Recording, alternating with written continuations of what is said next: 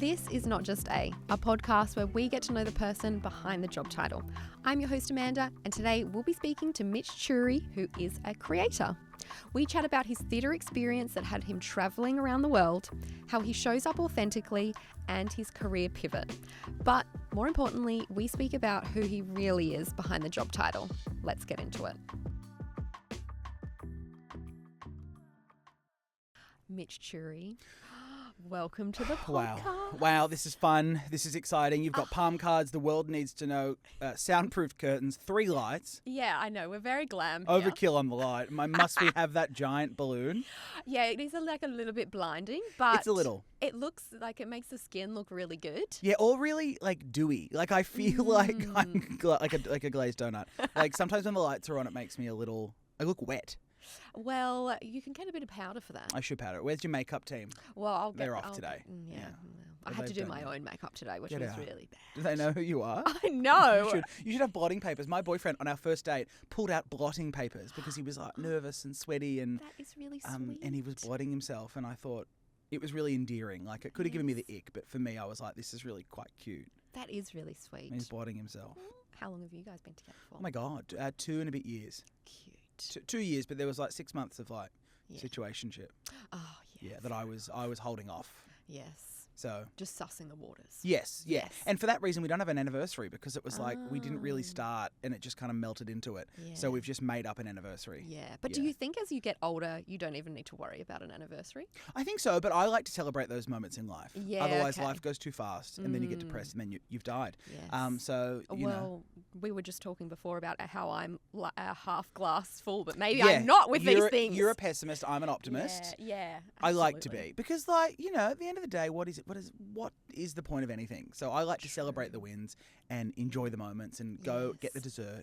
Yes. Burn the candle. Yes, great. You know, all those things. Well, I was following your travel diaries over the Chrissy break, and for those that don't know, you went on a wonderful holiday around Europe for like 5 weeks. It was 6. So good. I'm very scared to talk about it though because when I got back, we did 6 weeks, my partner Stephen and I. Yeah. And when we got back, I posted a TikTok because I was tired. Yeah. And I had influenza A. It was over Christmas and New Year's and it was just long. So I posted a video saying like, I'm exhausted. What do we think the ideal length of a holiday is? Like 6 weeks is too long. Is 4 weeks the happy middle mark? Like, what do we think? Speak on it. Went to bed, woke up, cancelled. Like, oh my God. People are like, read the room. It's a cost of living crisis. I can't afford to eat dinner. And you're like, should we do a 6-week trip or is 5 weeks enough? Or do we like hotels or motel? I'm like, or camping. Yeah. No, not for me. But I'm like, oh shit. So I had to quickly delete that. Wow. Yeah, just didn't jet lag. Yeah, but I mean, people are going on holidays all the time. Well, that was my point, and it's more so like we all like a lot of us do go on holidays, and regardless of like how extravagant it is, there is a perfect length of time for a holiday, objectively. Yes. What do you think it is, Amanda? I think that it's probably 3 or 4 weeks. Yes. I've done 4 weeks, and 4 weeks has pulled me up. Yep. Where I've wanted to come home, and I've thought, I don't know how people can do more than 4 weeks. But 2 weeks. But 2 weeks not enough. 2 weeks, you're on the way to the airport and you go, God, I wish I was still. I don't want to go back. Yes, 3 weeks is good too. 3 weeks can be perfect. Depends on where it is. Like if it's tropical, only so many books you can read and pina coladas you can order. Exactly. Right. Exactly. So 3 weeks is good. But if you're like backpacking around, you can stretch it out longer. Yes. But like I said, 6 weeks too much. Well, I mean, the first week you're switching off from work. First week you're switching off from work. You're taking it all in. Second week you can really start to bed in. Yes. But by the end of the second week, that's only one real week of relaxation. Yes. The third week is the dream. Yes. And then probably after that third week, anywhere in the fourth week, you can go home. Yes. And you're set. You're set. But also, like, we all have leave and jobs, and it's hard to make it happen. Exactly. And talking about work, which is why you're here, but we're going to get to know you outside of work. Great concept. I love the concept. Oh, thank you. So you're a wonderful creator, but you're a jack of all trades because you've been on radio, you've been on TV, you've interviewed amazing celebrities. I have. You've got your own show now. I do. The Mitch Churi Chat Show. I don't know. We were discussing this off the show, like how I describe myself. And I lead with radio presenter only because it's like, it's funny because that's my craft. Yeah. And that's what I honed my skills in for 10 years on a commercial radio station. And I love radio, but I think the industry is in such an interesting spot that it's not something that I'm currently working in. Yeah. Which has forced me to pivot and sharpen my other strengths. Yeah. So, I mean, I'm working on a stand-up show. I'm working on comedy for the first time. Yeah. And I've done stand-up in the past, but I don't call myself a comedian. But my show lies in a comedy space. It's also like, am I a cultural commentator? Am I a content creator? Am I an influencer? Yes. It's just a lot of different Well, things. you could be anything, really. Well, when I came back from that trip that you brought up, on the passport, you have to do the customs card? Yes. It's like occupation. Yes. I just wrote entertainer. Yeah, I like it. But it's a bit ridiculous. Like, what No, if it it's is? great. Customs will be like, do a backflip, entertainers. Like, do you juggle? What are Cirque you? du Soleil. Well, yeah, like, come on. Yeah. They'll be like, I'm like, well, it's not really tangible. Do you have YouTube? Like, what podcast app do you use?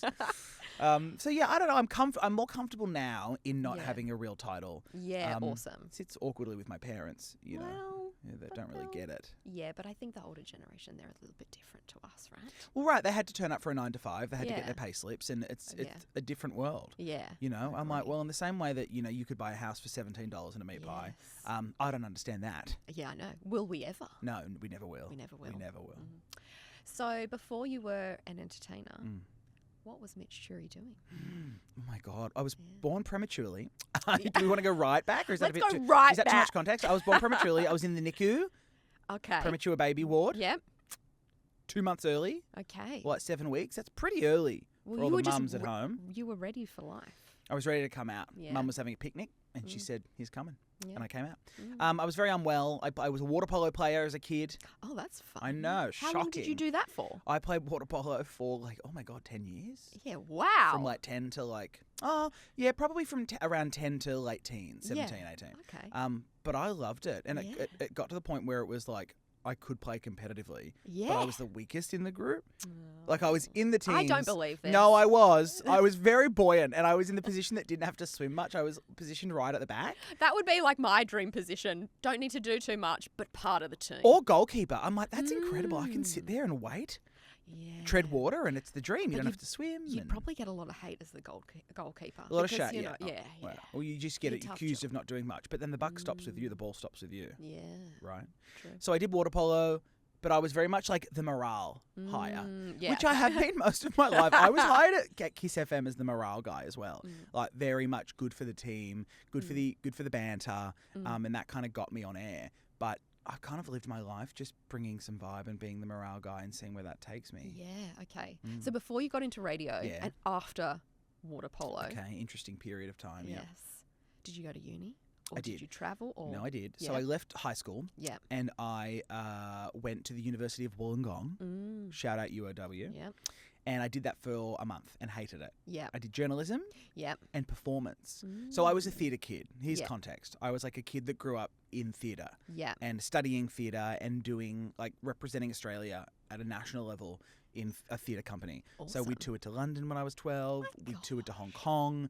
I did shows all around the world with a theatre troupe, which was... God, Mitch, that is amazing. Yeah, it was just like my whole... That was very much my childhood. Like if I were to picture what I did in my youth, it was theatre and it was performing arts. Yes. And I loved it. And I, all the high school productions and all that stuff that you picture a little glee kid doing was what I was doing. I love it. And then I wanted to do theatre full time. Yep. But I also was intimidated by NIDA and WAPA and these big schools. And I genuinely thought that I wasn't good enough at that age. So I auditioned for NIDA, didn't get in. Auditioned for WAPA, got a call back, but didn't want to move to WA. So I thought, you know what? Logical next step, Wollongong. Yes.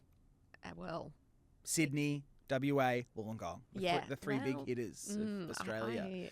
So I did a double degree in theatre, performance and media communications. Amazing. As a backup. Yes. And left because it was not for me. Fair enough. And what did the NIDA interview process look like? It was hell. The NIDA interview process is really intimidating. Yeah, it is all the stories you hear. It's like 7 different Kate Blanchetts staring at you, all with a really well-spoken Australian accent, bordering British. Yeah, wow. It's rounded words and slow, intentional beats. And it was you choose a monologue, I believe, a 2-minute monologue. Okay. From a play or a film.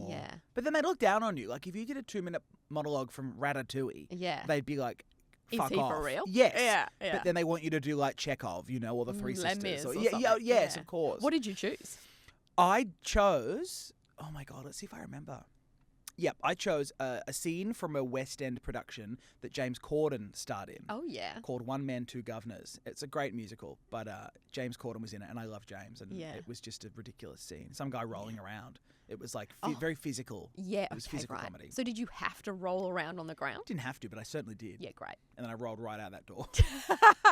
They're like, keep rolling, kid. Oh, Mitch. I did. NIDA But didn't you've want done me. amazing things. I did short courses at NIDA and whatnot, but it just wasn't for me, and I'm glad I didn't, because tertiary full-time study as we know it in this country and in this system doesn't work for me. Like, I don't retain information in that way.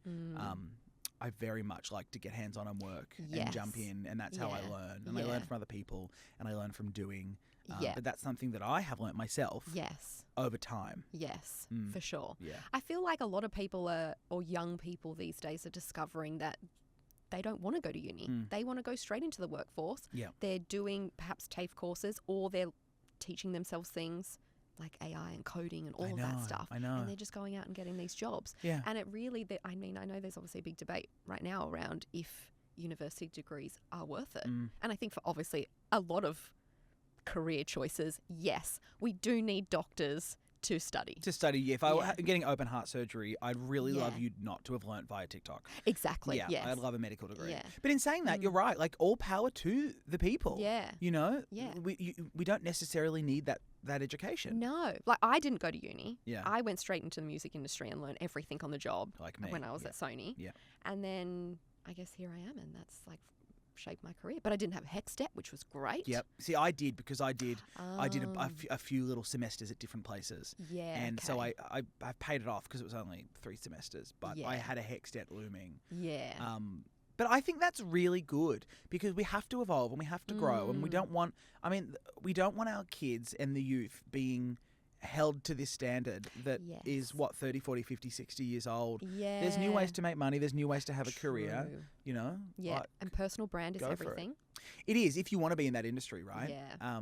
But I think it's smart to be, if you can, imagine being 16 and you're staring down the barrel of your future, and then you see the idea of a 70 grand HEC debt, going to uni every day for 4 years, working your ass off, having no money in that time because you can't work, you lose your social life, you're still living at home. Or you can start posting content if you've got a bubbly personality, and you can see that it can take off, and you get gifted products and you get money through posting. Yes. Why would you not? I would have. I don't want to generalize, but if I was that kid, I would see that route and I'd go, that's what I want to be doing. Yeah, absolutely. I'm with you. Right? I would. But I did end up studying. I moved to New York. Yeah. So that's that's the clencher when I was 19. Yeah. I said, well, I'm not going to do NIDA, I'm not going to do WAPA. So I studied at the Atlantic Theatre Company in New York. Amazing. Yeah, How which was long great. were you there for? I was there for the better half of a year, all up. Yeah. A few months in New York and then a few months in LA. Yeah, amazing. Yeah. Are you New York guy or LA? I love them both, but LA has my heart. I love LA. Controversial. Well, I love showbiz, and I love glitz and the glamour, and I love the okay. mountains, and I love being close to the water, like the beach. Okay. I'm a shy boy, so I love Yes. the beach, Yeah. and I feel very grounded around water. So LA just kind of has everything that Sydney has. Yeah, okay. Well, they say that LA is like Sydney and Melbourne is like New York. New York, yeah. Yeah. Yeah, I agree. Yeah. Yeah, I agree. Well, I do like watching your hot girl walks on Instagram. Thank you. Very good. I love a hot girl walk. I do want to come one day. Yeah, by all means. I do it every day. So, Mitch, tell us, who are you when nobody's watching? Oh, God. I'd argue I'm very similar. Yeah. But I think you'd have to ask someone that's not around. Yeah. Like, that's not here, that knows me really intimately. Yeah. I do switch off Yeah. heavily, and I like to Yeah. kind of, to just zen out Yes. and stop my brain. Because when I'm in and I'm on and I'm working, my brain is running 100 miles an hour. For sure. But like one of my favorite things to do is to drive.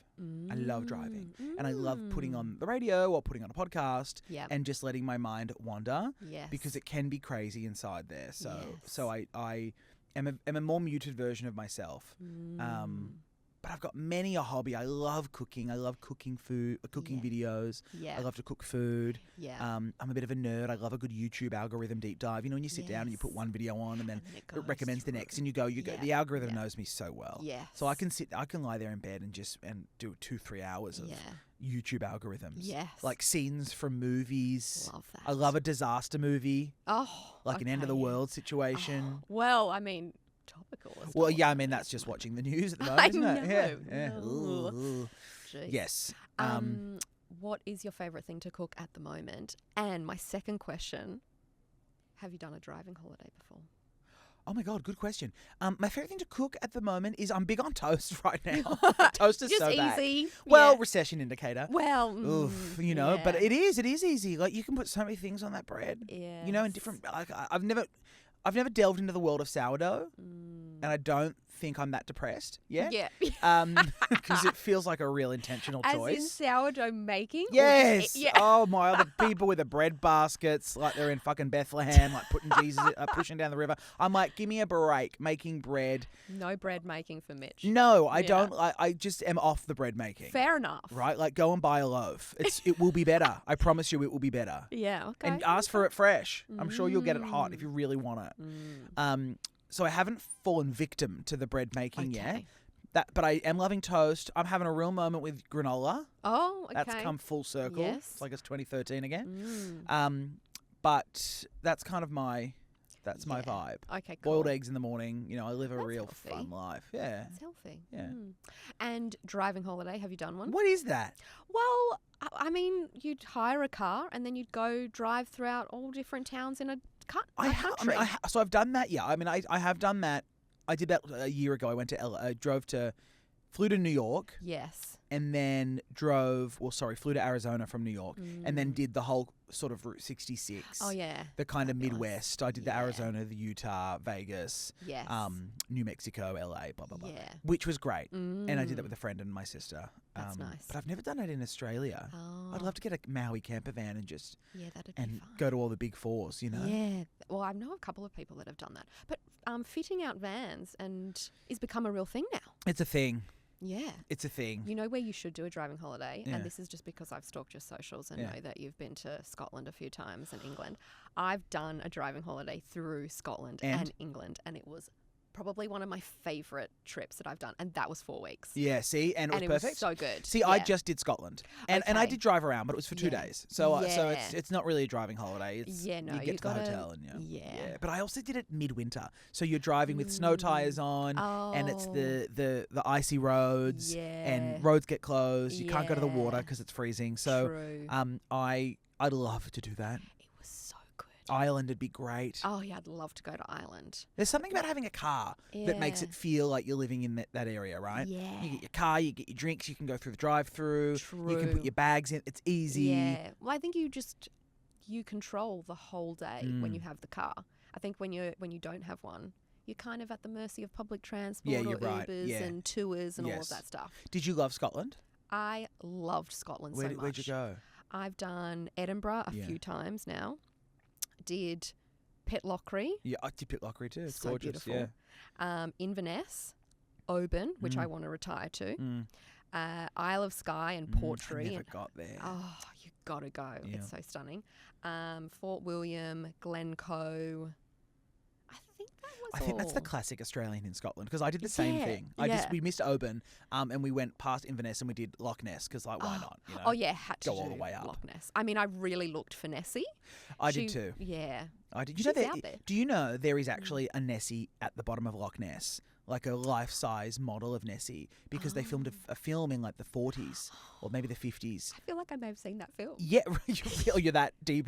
I'm that deep into the Nessie. Right. Oh, that's your YouTube algorithm suggesting the clips from the Loch Ness film. Just mythical creatures. Yeah. I love that stuff. And they sunk it and it now lives at the bottom of Loch Ness. Yeah. And in the 80s when they did a LiDAR scan of the loch, they found Loch Ness and they freaked out because they thought, oh my God, we found the body of Loch Ness at the bottom. And they went down and it was the model from the movie and they didn't realise it was sunk, but they thought that they had found Loch Ness. That would have been so confusing for everyone. You would have been like, imagine being, oh my, we have it. Going down and it's porcelain. Wow. Yeah. Did you do the boat tour over the over the lock? No. It was winter. It was half frozen. Yeah. It was. Fair, it wasn't fair. the vibe. But boats weren't the vibe for us. Yeah, okay, fair enough. But we drove up there and we got our photos and we left. Yeah, okay. I mean, there's not much else to do in Loch Ness aside from see the loch. Yeah, true. And once you've seen one loch, You've seen them all. They're They're just lakes, guys. Spoiler alert. It's my second time I'm looking direct at the camera. Spoiler alert. They're all the same. Well, you need to go to Oban. It was so beautiful. Where is it? Is it after Pitlochry? It's on the west coast of Scotland. Yeah. Oh, and I've done St Andrews. Love St Andrews. Oh, gorgeous. Yep. Yes. Yeah. Have you done Glasgow? I only stopped through Glasgow, but I do want to go back to do it. Yeah, Glasgow's really cool. Yeah. Great young scene, good coffee, really alternate. Probably not your vibe, really. Well, it's a bit new towny. Yeah, I'm more like a. How would you sum me up? I don't want to offend am I you. like? Oatly.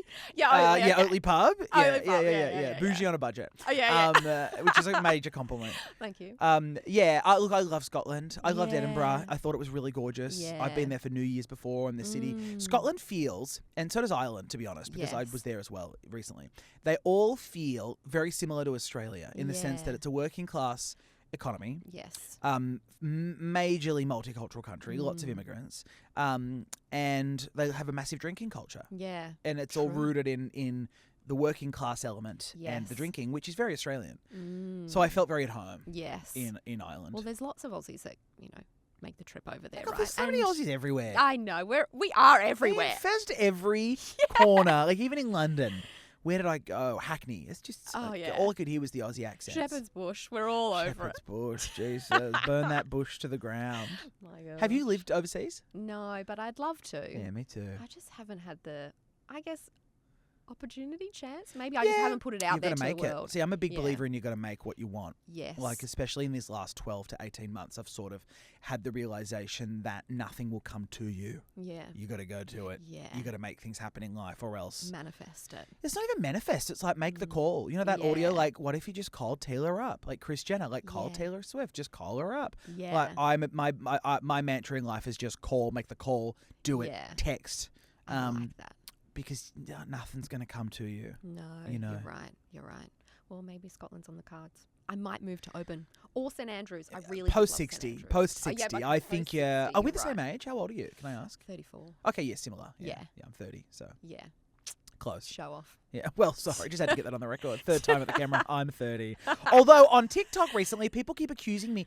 I've been posting TikToks for the Mitch Churi chat show. We interview a lot of celebrities and comedians. Yes. And I had one moment go viral, and it was a controversial take, and everybody was saying, "You're pushing 40, pushing 40. Who's this guy pushing 40? Who's this 40-year-old?" Oh my God, Mitch, that's so brutal.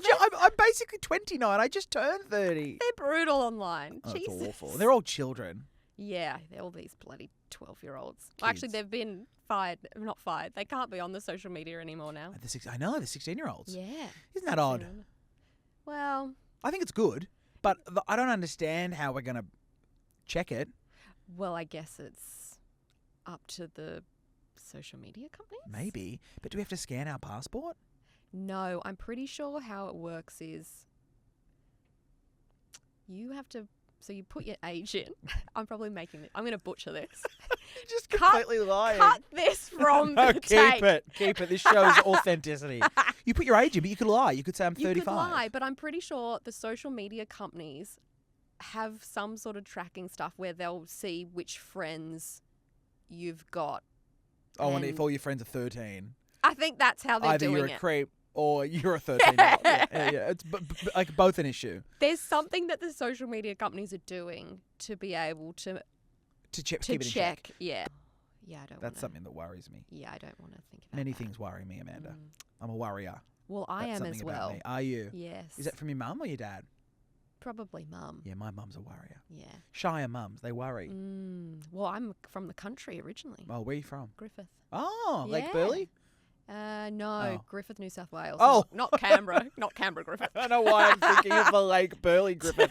Oh, Griffith, are you home to the Casella family? Yes. Yes. Well, my dad's a grape grower. So Is he? Grew up on a vineyard. Oh, my dad works in the industry. Oh, where does he work? Casella. Oh, really? Yes. What, in Griffith or like? No, in where? Sydney, in head Oh, office. But okay, but yeah. he's always in Griffith How funny. because he runs the vineyards and the This is such a small world. I My can't my believe dad might know your dad. it. Probably. My dad buys your dad's grapes. Yeah. Look at us, Saltide via grapes. I No. Is your dad still there? Yeah, we've still got the vineyard. They're harvesting at the moment. Yeah, it's a big marijuana town. It is. And So a I've big, heard. like, underbelly mafia I've town. heard that, but why would the mafia choose Griffith? No offence. I mean, I don't know. I think, like, all the Italians came out after World War II, and then that was where they immigrated They tucked to. Oh, right. Yeah. There's a big Italian enclave. population there. Interesting. Isn't that cool? Yeah, it is cool. That's I mean, cool. my background's Italian. Yeah. Yeah. Fettucci. Fettucci. You know what? Here's my hot take. Yeah. I didn't love Italy. Oh. I'm sorry. Why didn't you love Italy? And Well, where'd you go? Okay, here we go. So I went to Rome to start, Roma, as you would call it. Yes. And I liked it, but it was cold and rainy, and cobblestones are cute for a minute, and then I hate them. Yeah. I go, let's pave over those things. Yeah. Well, Let's pave over that ancient history. like in Sydney, you've got the Rocks district, and if you want cobblestone, go to the Rocks. But you're in Rome, everything is cobbled. Everything. And I'm like, it's a bit much. And everything's historic. Like, you go into this McDonald's there with a glass floor, and underneath they're like, here's a pylon from 4 BC. But don't you just love that? I do love it, and you need the theatre in the world. I love that. Like, I love Yeah. that. Like, I think that's fun. Yeah. However, I want to be able to pull my July suitcase along the sidewalk, please. Well, I also have a July suitcase, but their whole marketing thing is that their wheels break those things down. Well, those wheels are meant to be for European cobblestones. Is that what they say? That's what they say. When I bought my new July suitcase, after my other one broke at the recent trip. But can't you take it back to them? Don't they have like a lifetime warranty? Probably. That's the whole thing, I think, Amanda. That they go, you break this, we'll fix it for free. Okay. I don't know. I've never actually taken a brand up on that. Yeah, I'm such a lazy consumer. No, that I've I never just buy done that again. either. Yeah, I feel I'm taking up space. I go, don't worry, even though it's a guarantee, don't worry, I'll buy a new one. I'll buy a new one. Yeah. Okay, so you did Rome. Where so I else did you Rome. go? I loved Rome. I loved Rome. Yeah. But it just to be fair, I loved Rome. I did not love as much Genova, which is like on the coast. Yeah. It's like between Milan and Rome. Yes. The roads are shocking in Italy, like regional Italy. They're terrible. They are. The infrastructure was bad. I couldn't read the road signs. That's on me. Yes, I'll take that. But the people kind of, the disposition is very much like, you're lucky to be here. Well. Right? What can you give us? Yeah. I know there's a big barter economy in Rome, There right? is. Especially in, Naples? I think Naples is like Did a you big... go down south? No, but I'd love to. I think Okay. I want to do a driving tour. Yeah. I'd love to go to Venice, and I'd love to drive around, and I'd love to go Okay. to Florence, and I'd love to do the Tuscany, and Yes. and go to Como. I think you've got to be a bold person to drive through Italy. Really? Yeah. What's a bit scary? Well, I mean, there's really no road rules. There's no road rules, and there's also the toll system is so archaic. Yeah. You've got to pull in, you get given a ticket that you keep, and then to exit you go through a Yes. toll, which you then give. Give the But if ticket. it doesn't match the first place, like it doesn't make sense. Yeah. I pulled a ticket at one toll, drove 10 minutes, exited, and Yeah. gave them the ticket, and they said, "How did you get this ticket?" I said, "Through the toll booth." They said, "That's not possible." All in Italian, and I said, "It is possible. I've got the ticket." And they were like, "Well, we can't let you through." And then cars are honking, and they're all Fiats, tiny little European cars. And I was This just trying to is get so to Italy. Italy, and I was Yeah. just wanting to get to the designer outlets. Oh, Just a gay boy wanting to shop. Let me shop. I understand. Yes. Those outlets are really good. Have you been? I have been. Yeah, I loved them. Yeah. Loved them. And they've got the great outlets in England as well. Same Yeah, thing. yeah, Bicester Village. I didn't get there. Yeah, or no, there's another one. Yeah. Can't remember what it is. Yeah. I love to shop. Me too. Really? Shopping Yes. is one of my favourite things in the world. Yes. It People are ju- like, what's your hobby? And I'm like, shopping. Shopping. I love to Yeah. shop, Amanda. I'm glad we found this. Yes. I love to buy. I love retail therapy. So does my boyfriend. We really bond over that. Yes. I'm scrolling Essence and I'm on the apps when I'm just chilling. Yes. I enjoy brands. I enjoy fashion. I love to shop. Yeah. I love to buy new things. Yeah. I love to express myself through what I wear, Yes. and I enjoy it. Yeah. It's a shame it's an expensive hobby. Well, I mean, all hobbies can be expensive. Are you at Westfield Miranda quite a bit? Please, it's my daily. I love Westfield Miranda. I know every store. The whole. No. I could. Okay, let's do a quiz. Okay. Okay. Go. Okay. I'm gonna quiz you. Okay. All right. So you're coming in through like where Messina is in the fig tree. Yeah. You know, like off the Kingsway. Yeah. You go straight in. Yeah. You go straight in, and you don't go up those escalators. No, I know. What are the two like designer makeup stores? What are the two fancy stores? on your Dior left and Chanel. God, she's good. All right, do me. Okay, so okay, bottom level. Okay. So you go through Messina. Yep. And you go down. Yep, I'm there. What are the two homeware stores that are next to each other when you're looking out. So you've gone down the escalators, you're at the bottom of the escalators, and you look to the right, and there's 2 homeware stores. Sheridan? Well, Sheridan's on the left. Is it? Pretty sure, yeah. Oh, you're right. Yeah. Far out, you're good. The one on the right often changes. It was a Mr. and Mrs. Smith. Yes. And then now it's I don't know. It's a bit of a random one. I actually don't know what it's called. You've really done me dirty there. I gave you an easy one. Oh, okay. No, it's fine. No, I can work with this. Don't you worry. Come on your show and get this gotcha moment. I don't know what it's called. I'll know it, but it'll kill me. But I know you've got like Brabanta, there's like a string of homeware stores. Yeah, you've got a Dares. You've got a Dares. Yeah. Your Sheridan is to the left. You were so right. Then Zing, and it goes on and on. And I'll give it to you. I'll give it to you. It's hard. That's tough. What is it? Yeah. I'm pretty sure it's in a Dares. On the right, No, not on the. So at the bottom of the escalators, you've got that strange homeware store. Yeah. Well, not strange, but it's a great one. Yeah. And then I'm pretty sure it's the Dares opposite. Yeah, you're right. It isn't a Dares. Yeah. No, it's a Prouds on the corner. You are right. It's a Prouds. It's a Prouds, but then it goes a Dares. Yep. And then on the left is Starbucks. Mr. Minute. Yes. It goes. We're still Miranda. I love it. It's so cute. Miranda Fair. Miranda Fair. Do you call it Miranda Fair? No, I just call it Miranda. Oh, Miranda. I'm going to Miranda. Yeah, I just say Yeah. Anyone wants to come to Miranda? Like, that's it. Yeah. I'm going to Miranda. Anyone want to come to Miranda? And we know it's not the suburb. No. We know it's the Westfield. It's absolutely the Westfield. Yeah. Yeah. Love that. We should go to Miranda. We should. Hot girl walk around Miranda. Hey, that's a good way to get your steps up. Yeah. And retail therapy. Of course. All right, now I need to go back to my question. Sorry, you're still on card 1, by the way. Okay, so can you share a story from your work that perfectly captures how being fully yourself, not just the professional version, has made you successful? Interesting. Yeah. I think more recently when I started the chat show, the Mitch Churi chat show, which is it's a podcast and it's a YouTube show, I had left a really high profile job and it was a very publicized exit. And I didn't know what I wanted to do with myself, and I didn't know what the right next step was. And I was sort of crippled by the decision and the weight of what to do next. And traditional media is in a weird sort of spot and a weird position at the moment. So I thought, well, I need to do my own thing. Otherwise, I'm just not going to be working. Yeah. And I didn't know how to articulate that to my audience that I was not sure what to do. And I wanted to hide it. Right? I wanted to just say, here I am. I'm popping up. You know me from this show, but here I am with my brand new show. Yeah. And then I thought, I'm struggling behind the scenes. I'm not sure how to get there. I'm trying to make this happen. I'll just take everyone along on the journey with me. And I started posting and I documented it. Yes. And that's how the groundswell of support came out. And that's how I got my listeners and that's how the audience was built. And I think that was a good example of how just leading with authenticity. Yes. Were you nervous at all? Yeah, I was. It was something that I've always wanted to do. Like I've always wanted to host a talk show and make my own chat show. Yes. So it kind of felt like the time was right to make it happen. Yeah. But of course I was nervous. Like I like radio was my career, right? And that's where my skills lie, you know, and won awards and did great in the ratings and had major career success. And then it all disappeared in a day. Yeah. So I had to readjust who I thought I was and readjust what I wanted. Yes. And yeah. Authenticity is a weird one though because you can't really talk about your own authenticity because then it's not really authentic, is it? It's not relatable to discuss. But I would say I've obviously worked with you a bit over the years and I've seen the show and I think you are authentic. And I think people can see that. Yeah, I know, but then isn't like being aware of your authenticity inauthentic? I think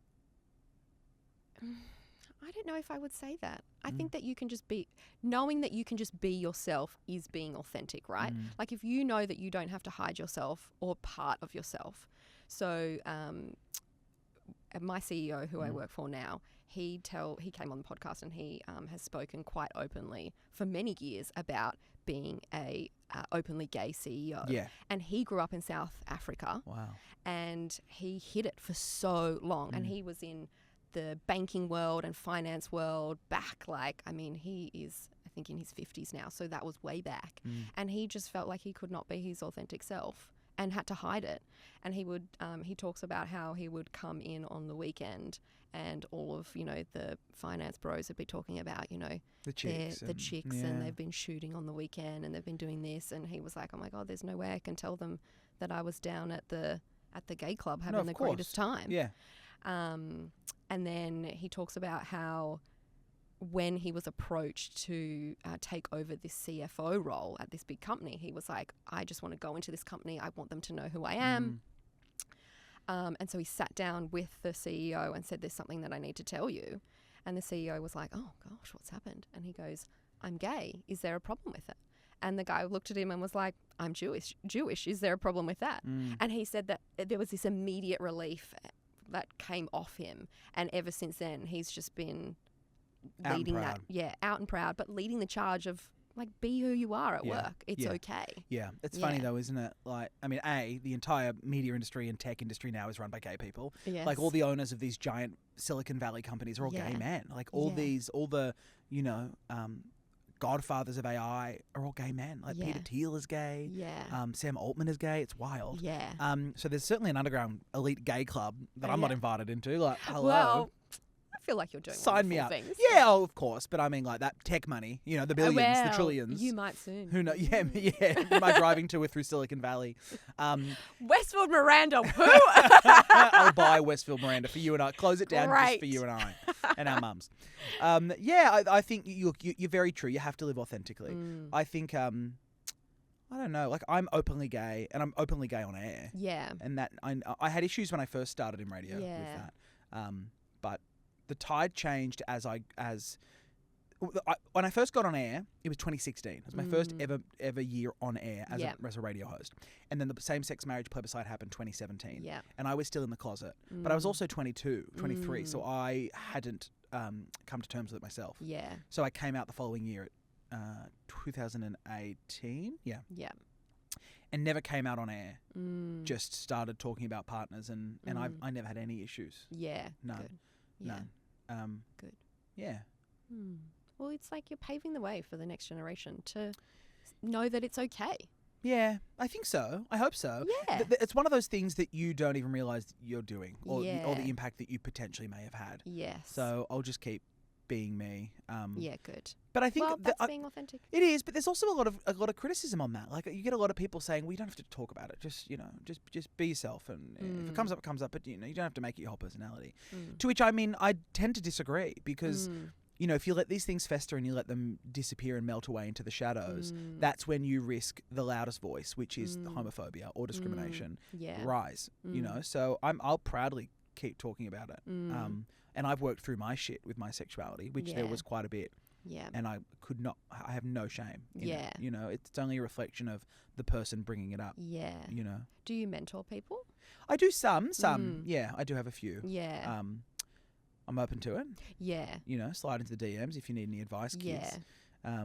But I've had great mentors. No gay, no like queer presenters. Isn't that interesting? Yeah. I remember Joel Creasy. I reached out to Joel Creasy when I was new, and now we're good friends. But I reached out early on, and the fact that he replied and we had a discussion and we formed a friendship was crazy to me. Yeah, that's funny. That's so nice. Yeah, but it's affirming, right? To see someone who is similar to you achieve their goals and their dreams in a landscape that traditionally doesn't support those types of personalities and people. It's nice. Yeah, the world is changing. It is for the best. In many ways, for the best. Obviously, there's few things that you go, oh.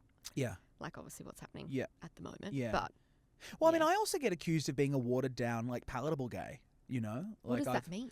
Well, it means like, like real, if you really want to get into the nitty gritty of it, like, real queer culture is rooted in protest and because we had to be, right, outspoken and you had to be vocal to make change, right, to enact actual change. But now there is this, we're in a nice, we feel like we're in a comfortable position where we can just be, you can be gay and live your life and assimilate into like normal culture.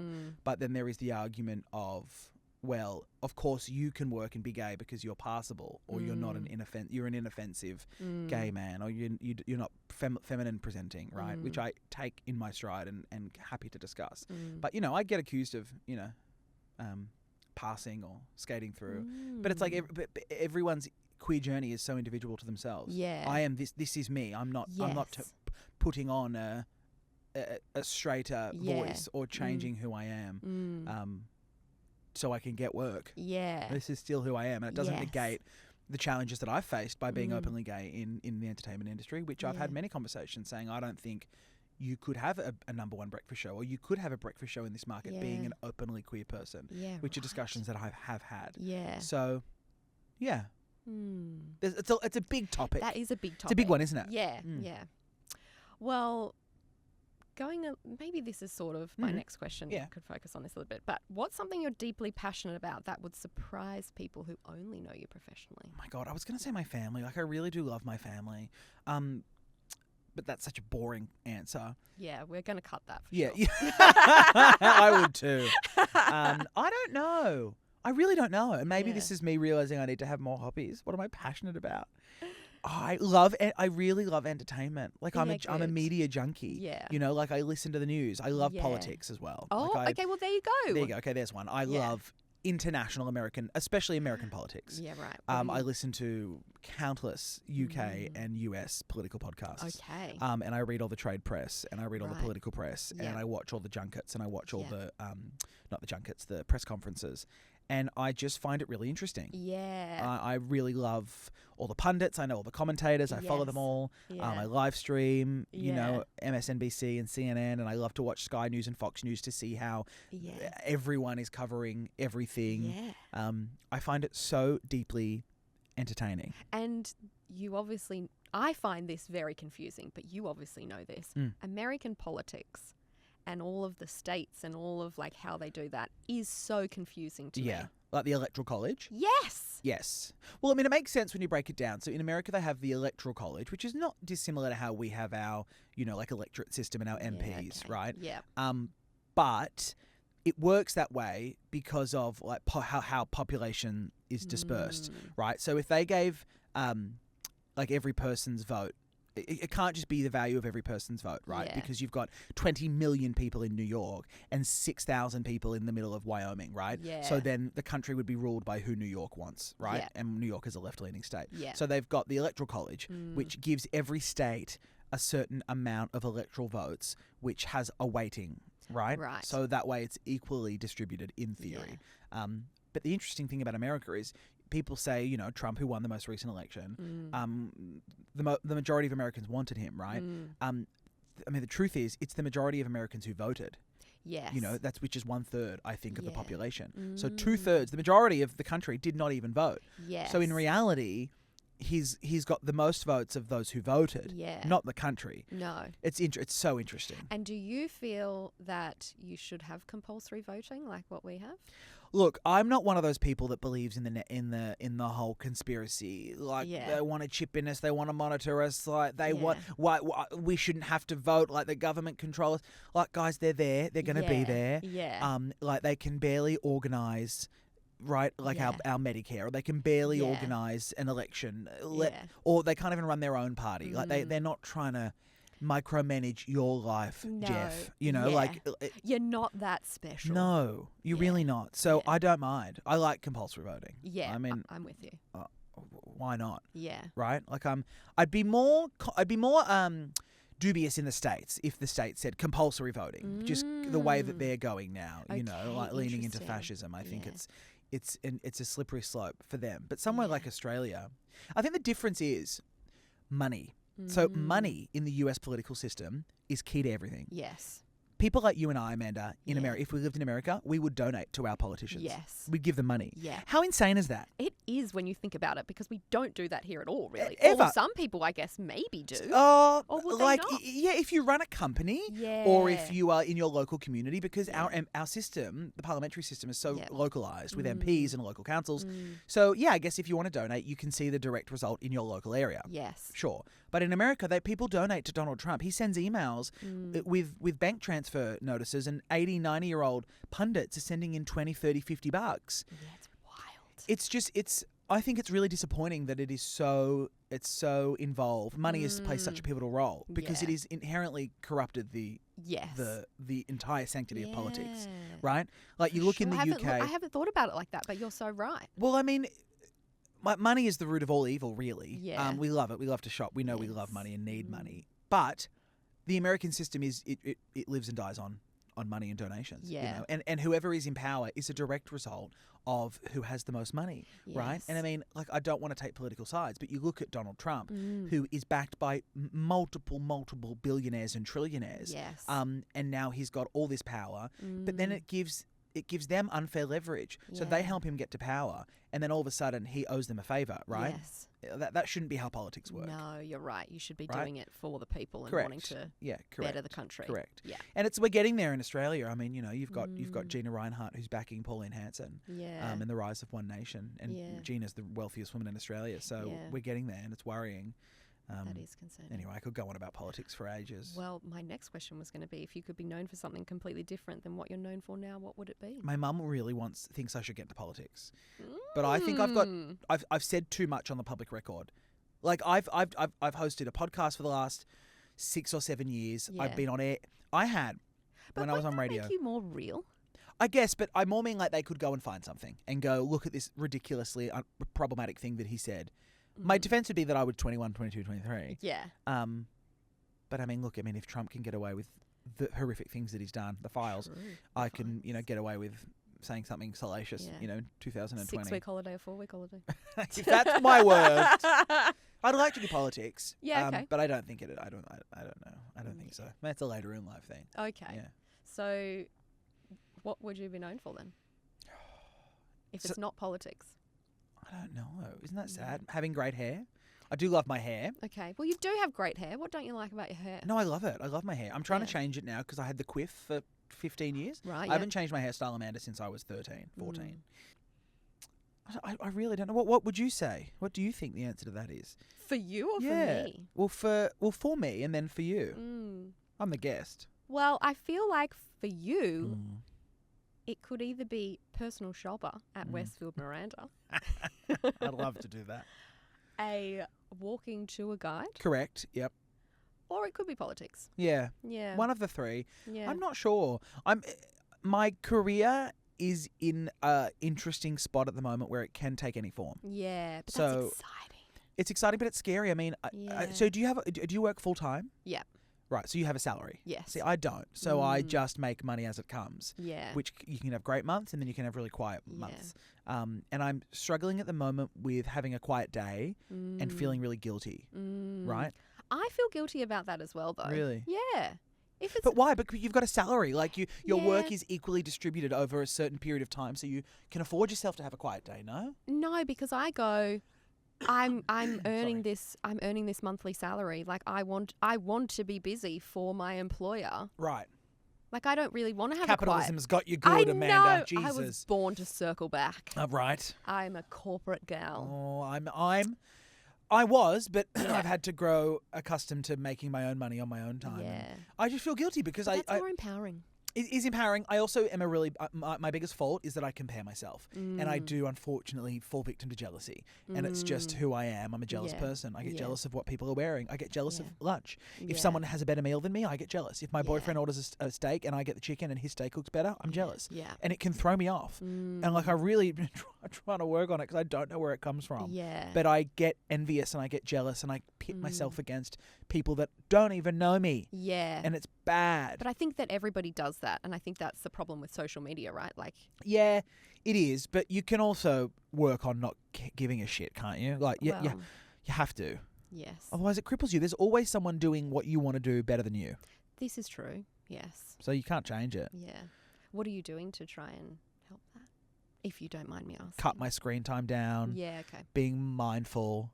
Trying to celebrate my wins and my moments. Yeah. Do you write things down? No, when that I don't. Yeah, no, okay. I don't. I probably should. Could be. But it's all in check. Like it's not ruining my life. Yeah. But it's something that I'm very mindful of. Yeah. Okay. You know, it's not healthy. And I found myself, because I was a very successful young kid, like, traveling internationally, theatre when I was 13, 14, 15, representing Australia, school captain twice, primary school, high school. Thank you very much. Well done. Double whammy.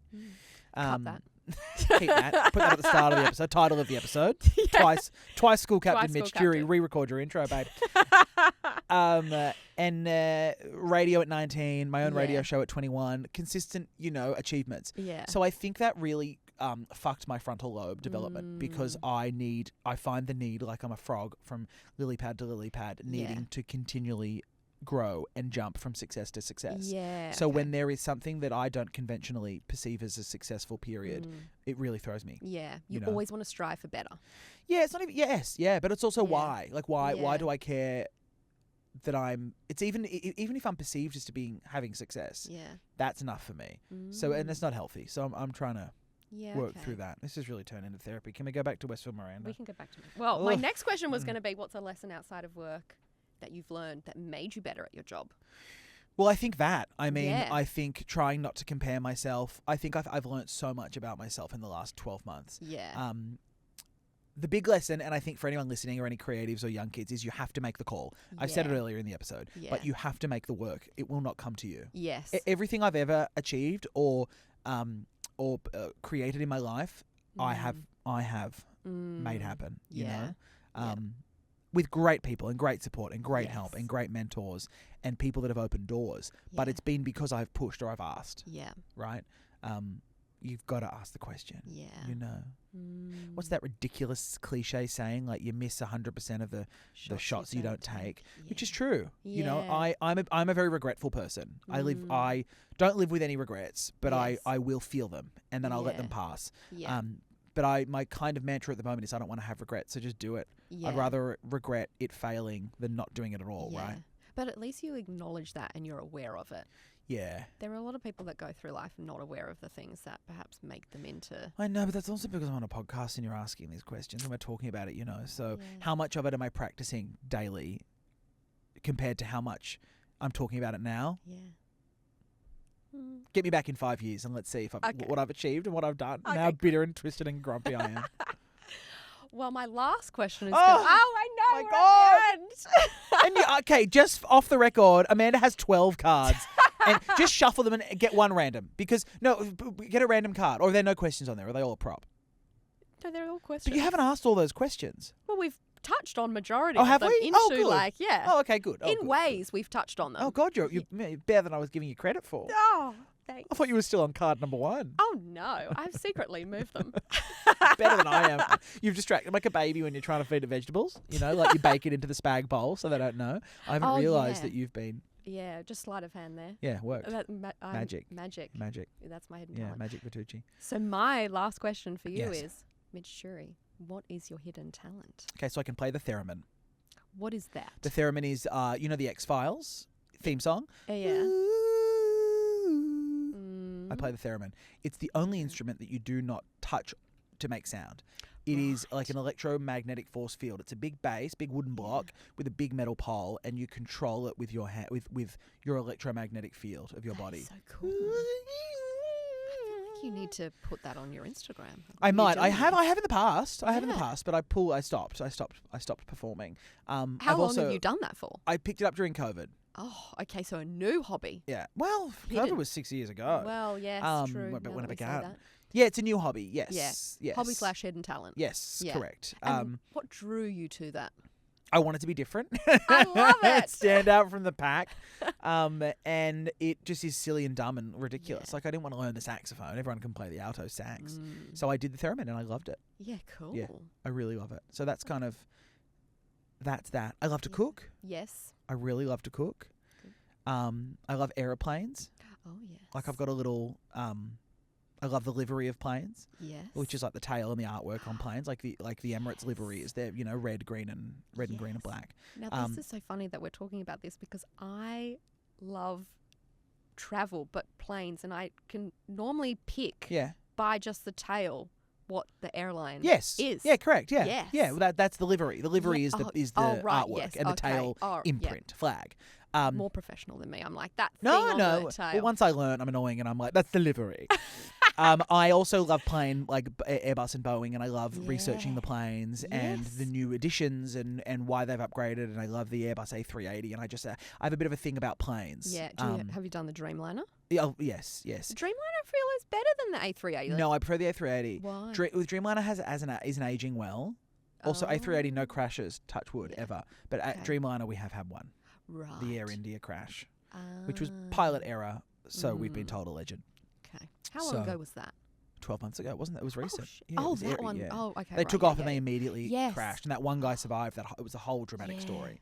God. I'm an Airbus boy. Yeah. But I love the A380. I think that the double decker plane is just, it's so gorgeous, right? Yes. It's beautiful. I'm a big advocate for more leg room. Yes. I'm 6'3", so me sitting straight. Like, look at all this. I've got long legs. Yes. So you're in the busy class. Premium economy is kind of my tax bracket at the moment. Okay. If I can splurge, I mean, I'm an economy boy. Yeah. I'm also of the mindset, and I think you'll be the same, Amanda, in that I love to shop. Yes. So I would rather spend $3,000 in economy than $10,000 in business, and that $7,000 difference, shop. Agree. Because you can come back with a bag, you can't come back with business class. True, and just experiences, I think, when you're traveling, right? Yes, You'd I rather agree. spend it on that. Yeah. Agreed. We need to go on a trip together is what I'm learning from this. No, I agree. Even to Como pub to start. Yes. Miranda Fair, and then we can work our way up to Scotland. To Scotland, to Pitlochry. Open. Yeah, Open, full circle. It's a good interview. Have you had fun? Is this all right? This is so great. Are you happy with it? Yes. Okay, good. I'm glad. So awesome. I'm glad. Yeah. Good. I've had such fun chatting to you. Me too. Thank you for having me. Thank you for coming on the show. My privilege, my honour. Oh, I was very excited when I got told that you were going to be on the show. Well, I was excited to get asked. I thought, this is my Ellen moment. This is my moment to shine. Oh my God, I could only hope to one day have a show at like that Ellen? level. Yeah, I know. Well, she was evil in the end, remember? Ellen? Yeah, I don't want to actually be You don't want to be Ellen. No. But, Yeah. Be Amanda. Be me. The Amanda Show, which we had. Remember Amanda? Yeah, maybe we shouldn't. She fell off. Yeah. Anyway. Well, thank you for joining me on the couch. And I look forward to watching the Mitch Churi show. Thank you. Yeah, go listen. You can watch on YouTube, on socials. You can watch clips. We have Melanie C, Spice Girl, joining us next week in person. There's an episode there with Rosie O'Donnell, with Tyra Banks, with Louis Tomlinson. We get really fun guests on the show and ask them really interesting questions. And you can listen wherever you get your podcast. Just search Mitch Churi, you'll see it. Yeah, it's the yellow and orange one. Oh, we'll tag it in the... Thanks. Perfect. Yeah. Hi guys, I'm Amanda, the host of Not Just A. If you enjoyed this podcast, make sure you follow and subscribe so you don't miss the next episode. Don't forget to check us out on social media via the links in the description. If you're liking the content, feel free to drop a comment. We'd love to hear who you want to hear from next. Let us know.